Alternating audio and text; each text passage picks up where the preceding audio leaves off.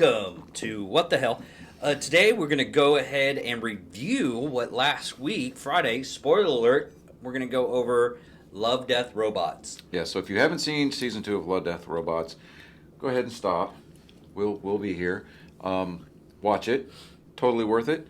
If you haven't seen either season, shame on you. Flog yourself publicly for it later, but definitely go and watch it. Hold on, we'll sit here and wait. And there we go. There we go. Okay. All right. Always wanted to do that. Yeah, me too. On this, okay, we're going to go for the full production of this, the development of the whole series. The development of this project, Love, Death, Robot, the project involved from a late 2000 meeting where David Fletcher and Tim Miller, if you know Tim Miller, he is the guy that directed the first Deadpool. Yeah.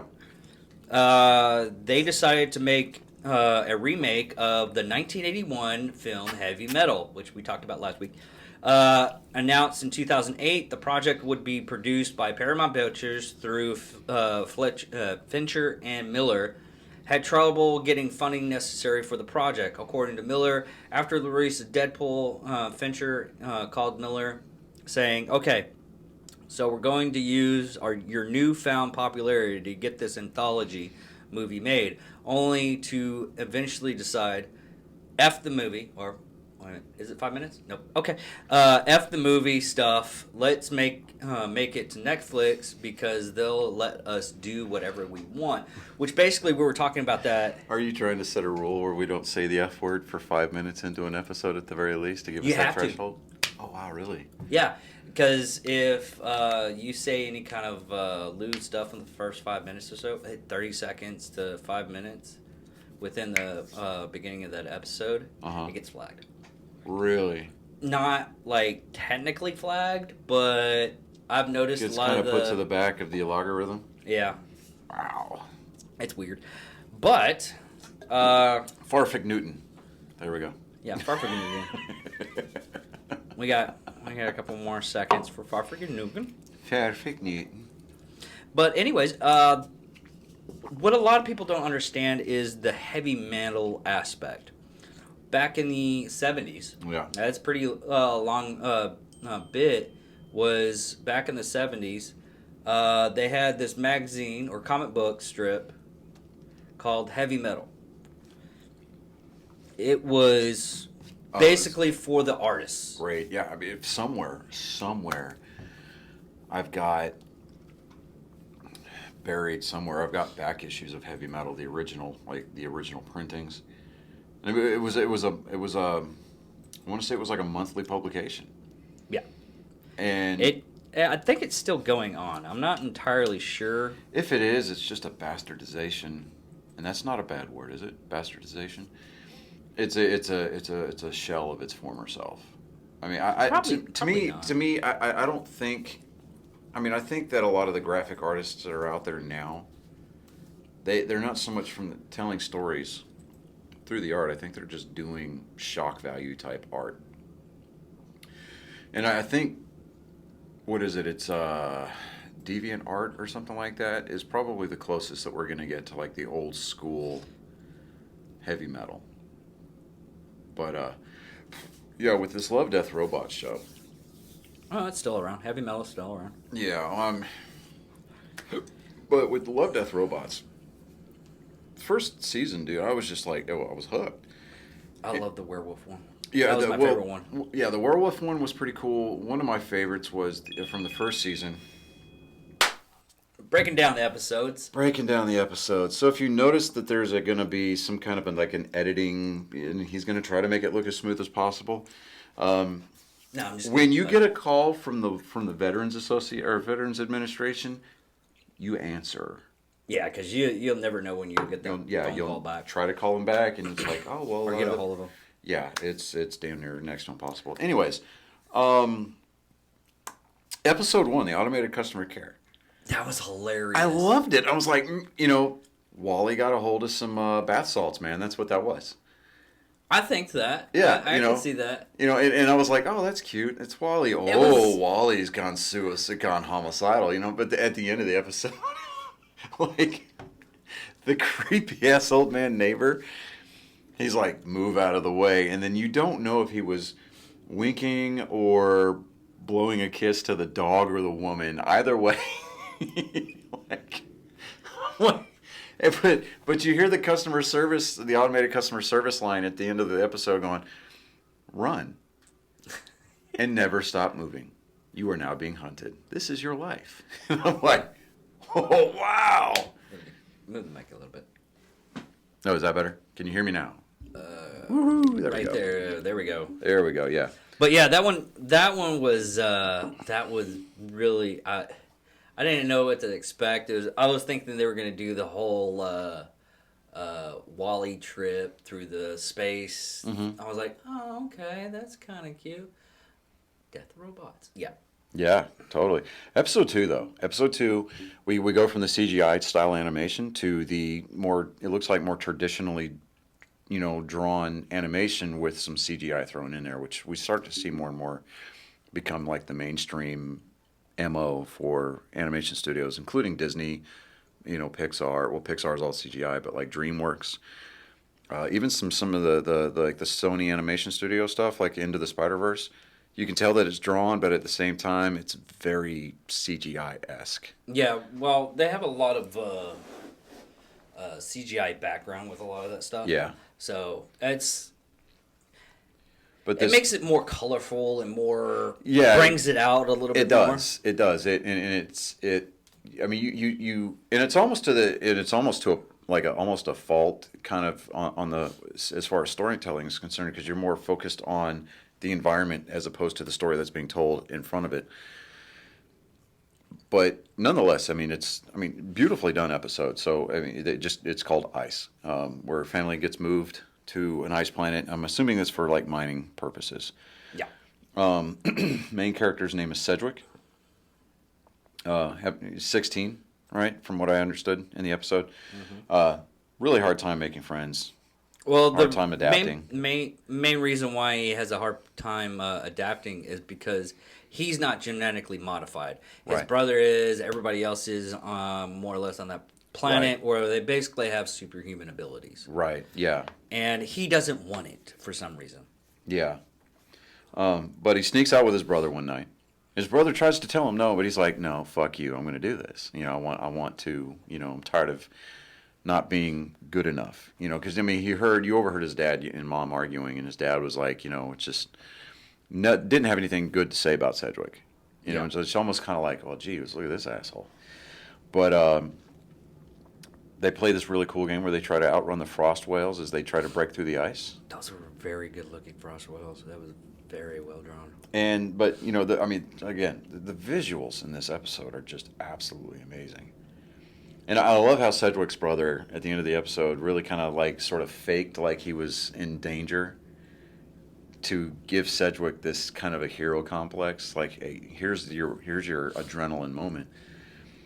And he saves his brother's life for all intents and purposes, right? And they kind of gave him, or what did they call him? They called him the extra. Yeah.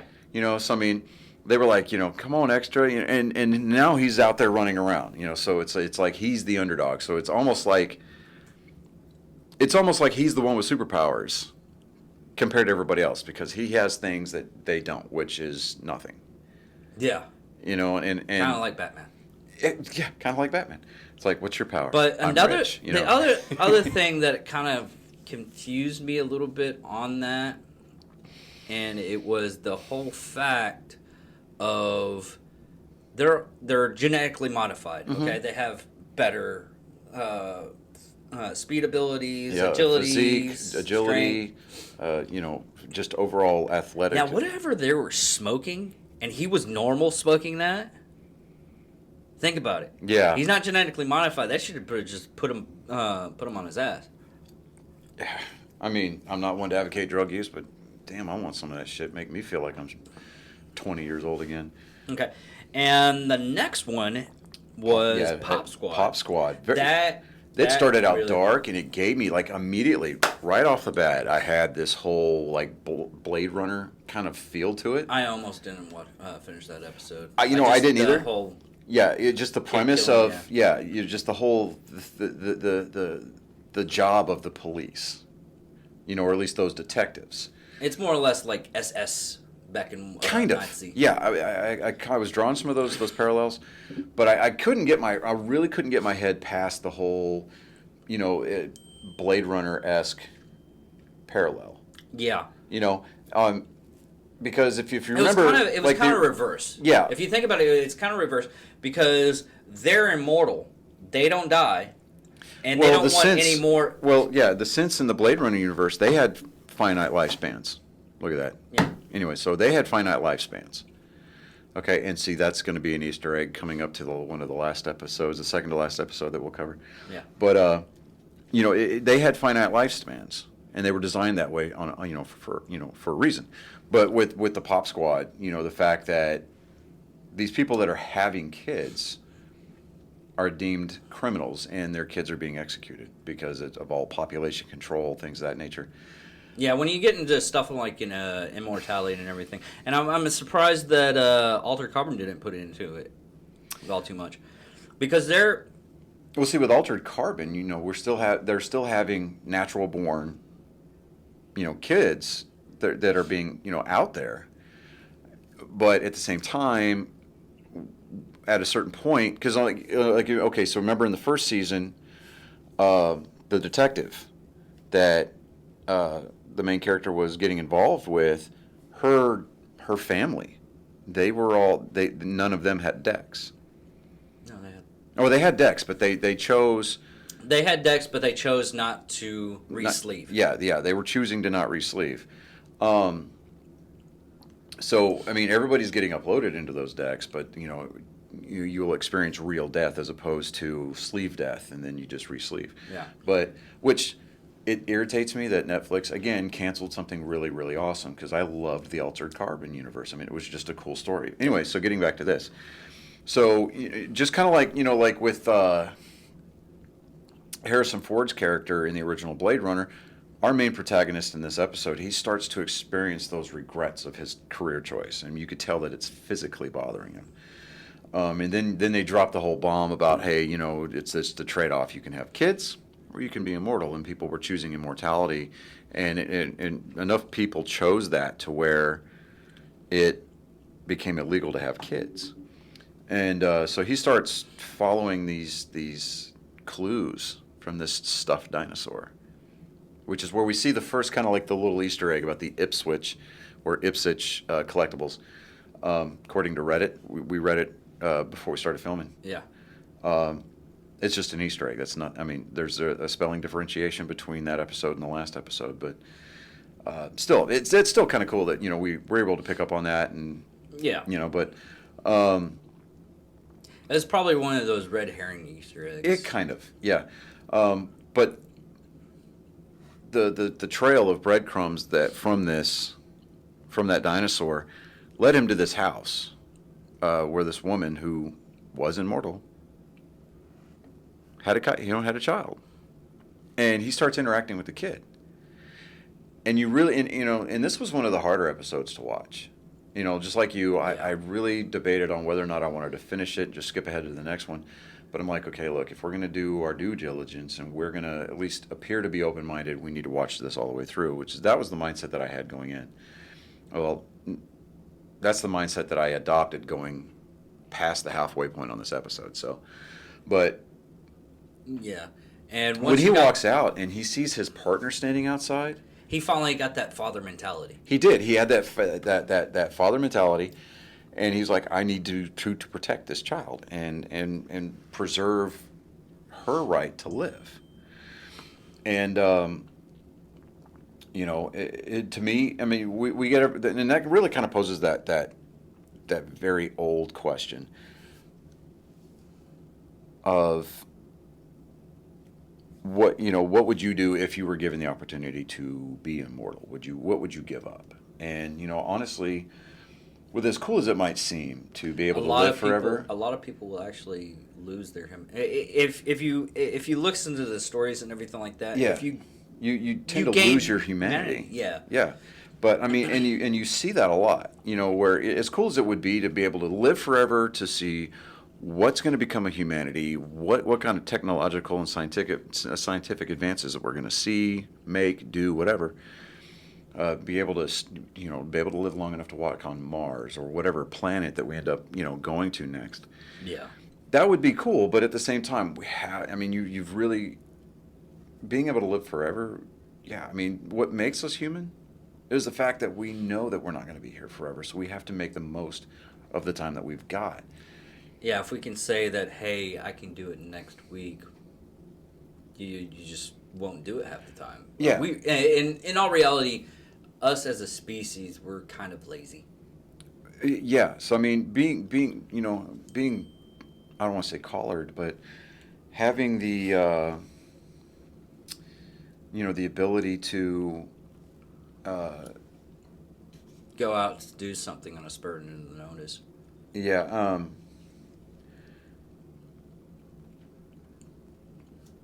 But no, we're not doing that. Oh, okay. Text messages are just blowing up. That's all. But to be able to say, hey, look, I don't. Hold on a second. So to be able to say, I need to do this because I don't know when I'm going to get the next opportunity to do it. That really it brings a something emotional and something very tangible in the way of significance to that event, versus if we can live forever, we can just put it off and keep kicking the can down the road.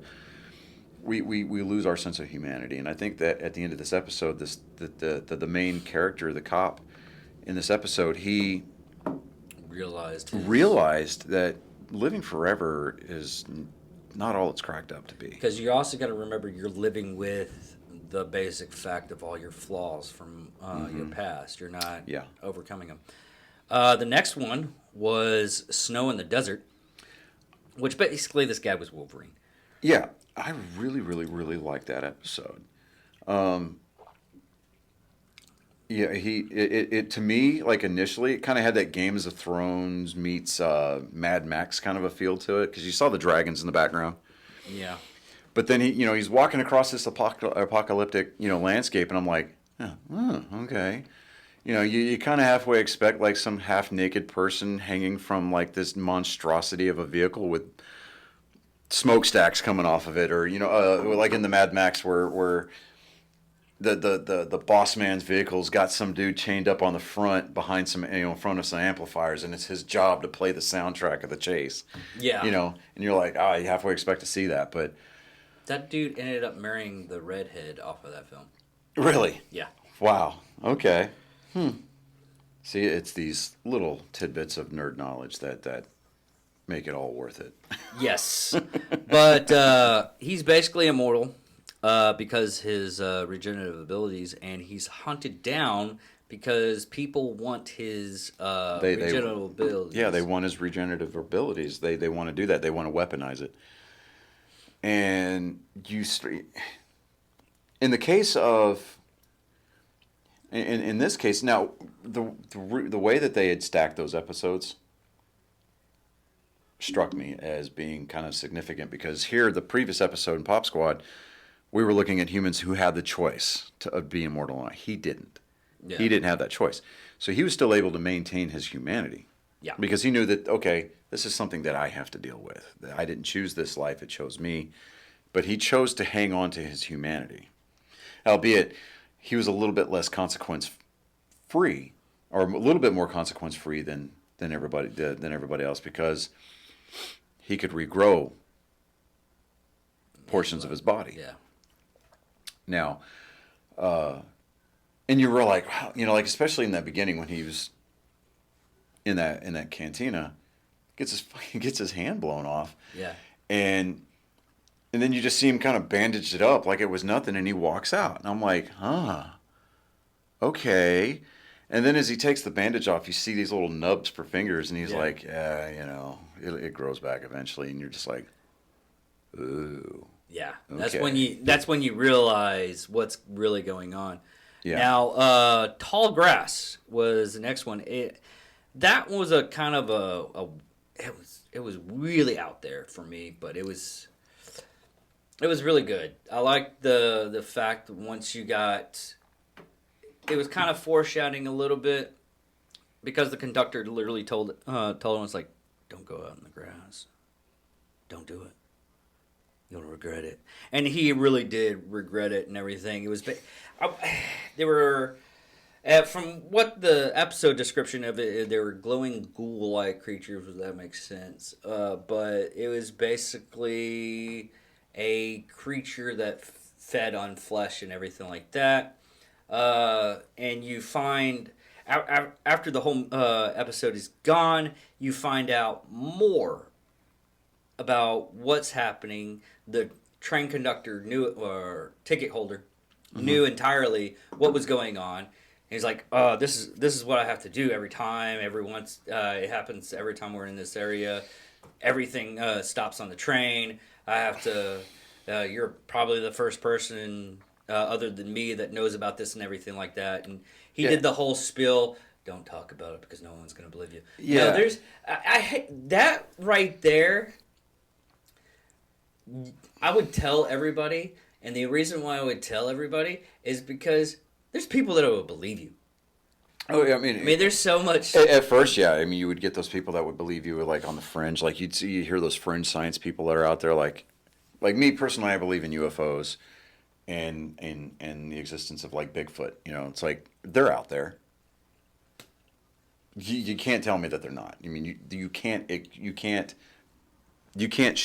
tell me that stuff isn't real.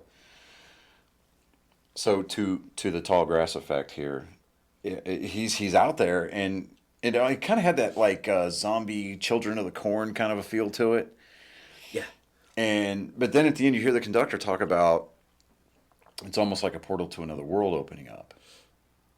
Yeah. But it's like, okay. But then you have to wonder, if it's gone on for that long, how come they haven't rerouted the train to avoid that? Well, like he said, no one's going to believe you. You probably told somebody at one point in time they didn't believe him, saying, hey, we might want to reroute this train going from this way to do it around a roundabout way. But it really was like a very adrenaline-esque episode to where it got your heart pumping. Now, this episode, this next one, All Through the House, that one was fun. That one was just straight up fun. Out there. Yeah, like, okay, Santa Claus is Santa Claus. It was a reinvention of Santa Claus. Yeah, it was a reinvention of Santa Claus, and it was just fun to watch. It was like you were sitting there going, oh, these kids are going to get eaten. Oh, no, he's sniffing them, and he's like, you've been good, and he like regurgitates a present for them. Yeah. And he pats William on the head. He's like, stay good, and then he just disappears. And then, like, the sister, she looks at him, she goes, what would happen if you weren't good? I know. It was more or less one of those things of they combine Krampus and Santa Claus all in one thing, really, if you think about it. Yeah. If you really think about it, it was like, I was with you. I was like, they're going to eat those. He's going to eat those damn kids, He's going to, oh my gosh, what's going to happen? Those poor little darlings. Don't do it. Don't do it, Santa Krampus. Right? Don't do it. Oh, he's giving them gifts. They're all He's a good monster. Right. He's ugly and dirt sin, but he's a good monster. He was like a cross between Randall and Sully. I know, Monsters, right? Inc. He's like, but he's kind. He's like, stay good. It's like I'm sitting there going, huh. I was thinking Guillermo del Toro made that episode, really. It had that feel, though, didn't it? It did. It had that feel. It had that, like, just that disjointed, dissociative monster figure. Yeah, exactly. Yeah, the Pan Labyrinth. And it had that feel to it. But at the same time, you're kind of like, huh. What did I just watch? Yeah, it's like your brain had to process that. It's like watching Napoleon Dynamite for the very first time. You're like sitting there going, it's going to get better, right? It's got to get better. And then, like, the next day, your brain registers everything that you just saw, and you're like, oh, that movie's funny. Now I can't wait to watch it again. No, I couldn't do that. The only part that I could actually rewatch on that movie, and this people are going to think I'm really sadistic, was when they shot the freaking cow. I watched that part like 15 different fucking times. I don't know what's wrong with me, people. I laugh at the most darkest thing you could possibly think of. And Such an idiot. Oh my God. And I'm just like, dude, did he do that? Dude, it's like that one scene off of Boondock Saints with the cat. Right. I watched that like 57 different times. Right. I don't know why I have this dark humor. Well, I do too, but at the same time, I've got I've got another outfit hanging in the closet that allows me to have a normal person sense of humor. So it's almost like my brain remembers what it was like before I had to use dark humor as a coping mechanism. No, it's. It's almost like there are things out there in this world that allow me to hit the reset button, so to speak. But I've never hit that reset button. Of course, I'm also everybody's like, "Hey, you like dark humor?" And then I say something, or I show them something. It's like, yeah, this is kind of like Snuggles, the Rapidly Soft thing from Rapidly Soft Bear off of Robot Chicken. Oh. Yeah. Okay. Right. Yeah. Wow. Yeah. That was out there, and he went there. But the next one was more serious, and it was they have these episodes to where, like the werewolf episode off of the first season. Yeah. But they have these episodes that you wish they would develop in a show. Yes. A live patch, which was them. Yeah, because you got you have so little information on it, and it was just so well done. Yes, it was so well done. It basically, you could almost view that entire episode like it was a concept trailer. Yeah, exactly. Because you could actually, it's just one of those things. You got a small piece. Yeah, you just got a small piece, and you want more of that one small piece. Yeah, I mean, Michael B. Jordan, the CGI rendering that they did of him, almost spot on. There was a couple of points in the episode I noticed where the CGI just seemed a little bit clunky. Yeah. Yeah, but for the most part, I mean, it was really beautifully rendered. And, you want to know, does he get off of the planet? What the war was about. What the war was about. Who is it exactly that they were fighting? Why were they fighting? What happens after he gets off the planet? His life leading up to that point. Yeah. Because, and obviously you saw him kind of rapidly figure out how to address the maintenance robot issue. Was this something that they had received training for? Was this something that he knew? Hey, this is a possibility that it could happen. But the one thing that was really strange about it, and I cringes every time I watch that one part, is the hand. Oh, with the finger? It just because you see it in the beginning of it, and then you're like, oh, what happened? And then he tries to pick his hand up, and you see the little finger kind of going off its own little way. Yeah, it's almost like that scene. There was a Kevin Bacon movie back in the day. It was a Stir of Echoes. Okay.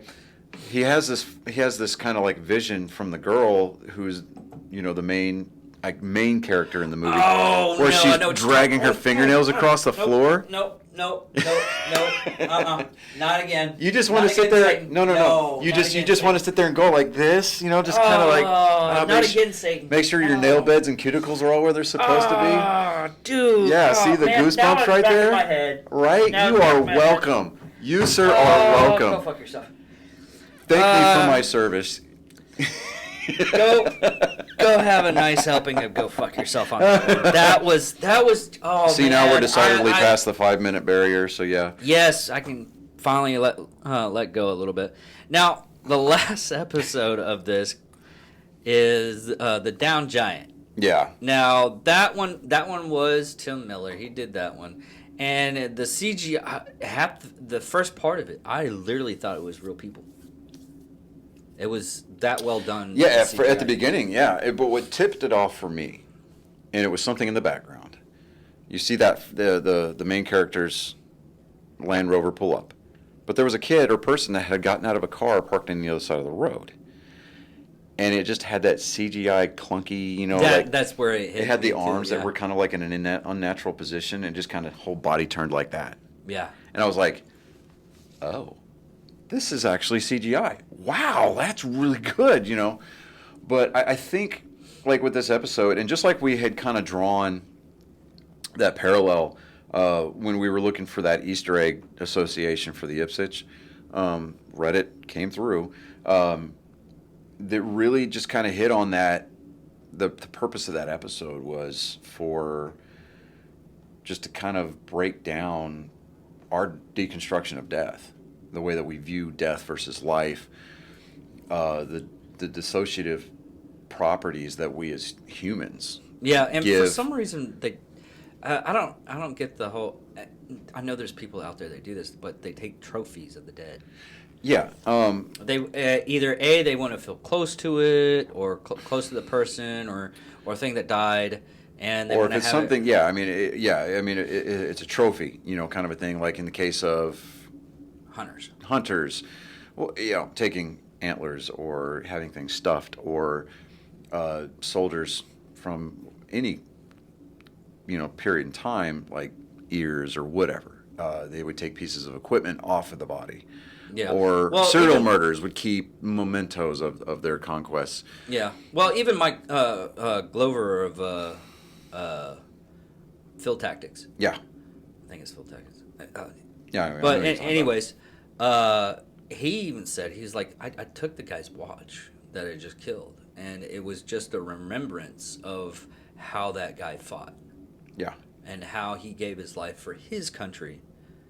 And he wanted to remember that experience. It's wrong in the Geneva Convention. It's wrong, but I think sometimes you have to have that kind of remembrance. Yeah, of you do, and pain and the suffering of what you went through. Yeah, and even to a lesser extent, a lot of soldiers that will take soil from the places that they fought, and they'll keep it. Whether it being like in the old school film canisters, which kids nowadays they've got life too easy. Or that one thing that's going around right now are those Japanese village flags, mm-hmm.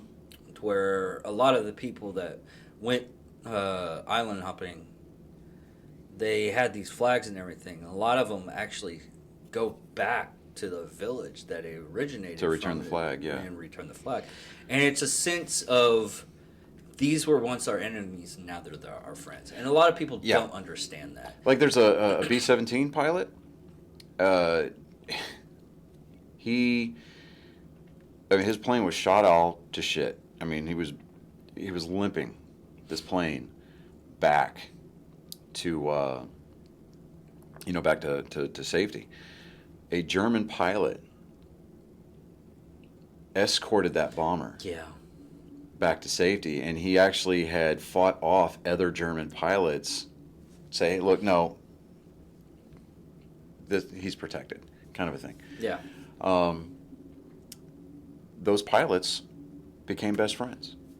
Shortly after the war, I think that they re-met. I think they met probably, I think it said the 50s, and they became best friends, and they've been friends. I think they're still both alive, and they're best friends even today. Yeah, and there's also another story I remember where the Americans and the Russians were in this concentration camp. POW camp. Yeah. And basically, the Russians were treated poorly because they didn't have Red Cross, and the Americans ended up getting Red Cross food storage and everything. They would send them to the POWs. And the American POWs weren't supposed to give food to the Russians, and they ended up doing it. And this Russian dentist, he was a dentist before the war and after, he ended up getting the cigarettes and breads and loaf and everything, feeding the friends. And he told the story, and man, talk about waterworks. Right. It was so moving. You hear all this anti-humanity that we're getting right now, and during that time frame, you see what people in the desperation do for each other. Yeah. And we fail to remember that. And we fail to remember it so deeply that we cause our own chaos. Yeah, and to this episode's credit, you really started to see kind of the disrespect that humanity has for, you know, other species, whatever. Well, not really You got other this giant. species. This giant is even towards ourselves. I don't say disrespect to other species. I say disrespect to the unknown, really. Yeah, because we look at it and we see, okay, like you've got this big giant, this corpse laying on the beach. Where did it come from? And for the aesthetically visual value of it, it's an oddity, and it's just something that you're like, whoa. And it's like it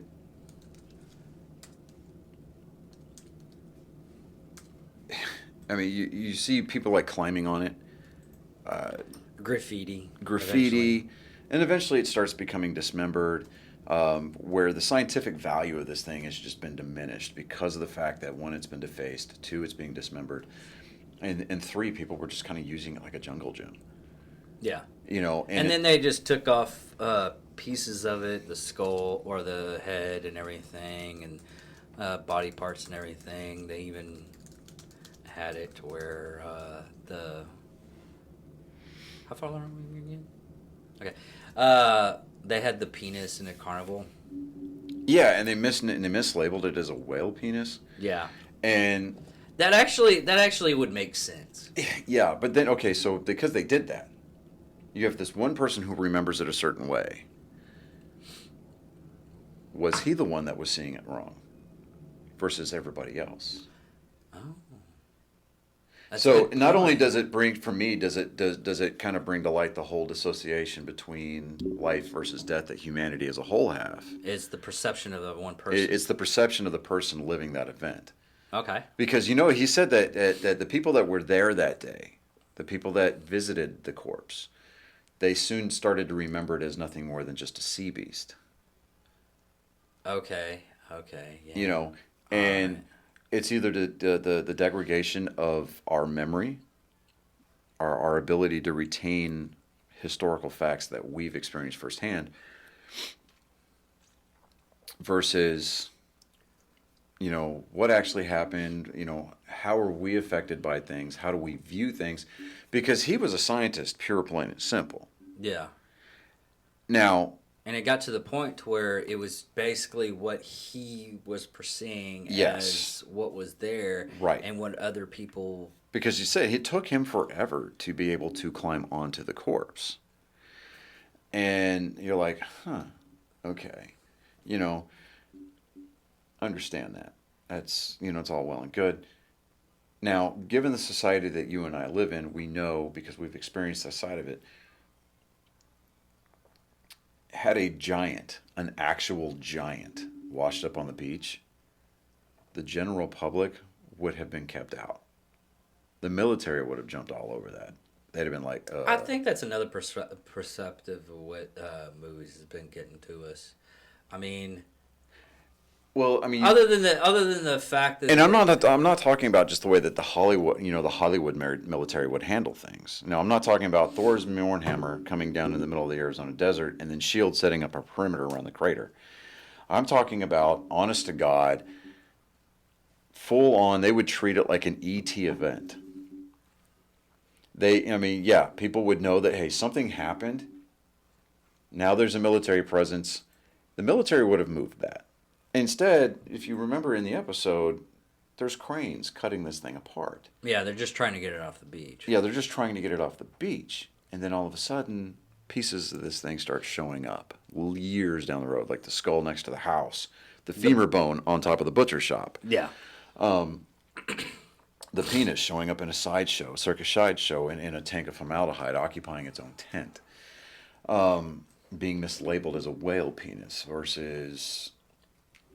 Now that you think about it, and I realized what Because had it been an actual giant, none of that stuff would have showed up. Back up. Things would not be washing up onto the beach. The rib cage wouldn't have been left to sit there and decay and bleach in the sun the way that it had. Okay. So yeah, now that I think about it, yeah. So it's was the perception of the scientist that was telling the story, was it altered because it's what he wanted to see? Yeah.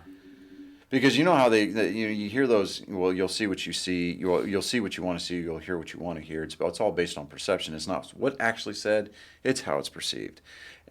Could he have been viewing this historical event, this particular event, this thing that had washed up on the beach after a storm? Yeah. Was it actually a whale? Wow. Was it actually a giant? Was it because he wanted to see something so badly that he perceived it a certain way? That's just a mind-blowing moment. So that really is. Now you want to go back and watch it again. Yeah. But I mean, for the most part, I mean, absolutely, hands down, loved this second season. Yeah. And I wish that they would do more of them. I mean, but unfortunately, I think maybe Netflix is going to do what they do, and they're going to cancel this cancel this series. It's up for another season. Is it up for another season already? So. Did they renew that? I think so. Oh, that would be great, and that would be. I have to. That would be one of those good job, those rare good job Netflix kinds of, kind of things.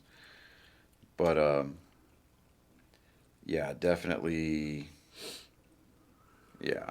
I mean, I would love to see it come back for multiple seasons, because I think that this is one of those rare kind of like gifts that Netflix is able to give us. Yeah, it's already confirmed for 2020. Good. That hopefully it's going to be more episodes compared. I think it was just because due to the pandemic and everything like that, but right. Hopefully they give us more of our cocaine. You know what I love about the fact that the new iPhone 12 has got magnets in it already? The cap to my Apple Pencil, it's going nuts. See it? It's moving on its own. Okay, enough about that randomness. Wow, the Army is really easily amused. Cool. Hey, you know what? Whatever. Fuck you, don't judge me. Ass. But that's the end of this episode. Yeah. Comment. Yeah, definitely. Give us your takes on this. Yeah. If you haven't watched it, take the time, really go out, watch it, and we'll be more than happy. We'll keep up with the comments on this. We're getting to the point now where we're having to do a lot better of a job to keep up with the comments. Yeah, because people are actually commenting, and it's freaking me the freak out. Right. It's like, oh God, now we've got to do homework. But bring that on. That's something that I'd be willing to do, because that means that we're interacting with people. Yeah. And so yeah, definitely give Love, Death, Robots both seasons. Definitely give it a watch. To kind of be able to give yourself the ability to digest the individual episodes on a more grander scale. Definitely give yourself a couple of weeks to watch both seasons. And yeah, definitely get back with us. If you actually think about it. I just thought about this just now. Sorry, we were about to end the episode, but if you think about it, the first season was about the transformation of ourselves. Yeah. And this season is more or less the immortality of ourselves. Yeah, this season definitely had that, with the exception of All Through the House. I think that was just a fun episode. Well, they did the same thing and. Yeah, the first season had that kind of quirky little, why did this get put in here episode? But, yeah. That's definitely a theme. So, yeah, I didn't even think about that until just now. So. Yeah, I was just like, huh. See, this is what we, affectionately refer to as a Southern goodbye. It's like, oh, but one more thing. Yeah. But, yeah, definitely give seasons 1 and 2 of Love, Death, Robots. Yeah, give it a once over. And if you like what we say on this, just give us a like, share. Even if you don't like what we've got to say about it, let us know. Yeah. It's it's not so much about a troll contest as it is. Which we're working on the troll. We are working on a troll battle, but definitely, kind of really re-embrace the ability for human beings to debate one another versus establish dominance through insult. I mean, it's an open exchange of ideas. It's what the internet was based for, or created for to begin with, was to openly exchange ideas and knowledge. And knowledge. So, I mean, we can do that through here. We can make it a very meaningful forum for debate, and so I mean, let's take advantage of that, and definitely leave us some comments in the comment section. Definitely, again, hit the subscribe button. I know that I'm fading off here, and I need to move the microphone over, but definitely hit the subscribe button. Get a hold of our notifications, and just move it over to all, so that way, whenever we drop something new and out there for consumption, you get notified about it. Check us out on Facebook. We're gonna get our Twitter account. He's gonna work on the Twitter account because he's more into Twitter we're gonna get the Twitter account back up and running. Definitely check us out on Spotify. And until then, I'm Johnny Skelton. I'm David Dickerman. And what the hell? So see you next week.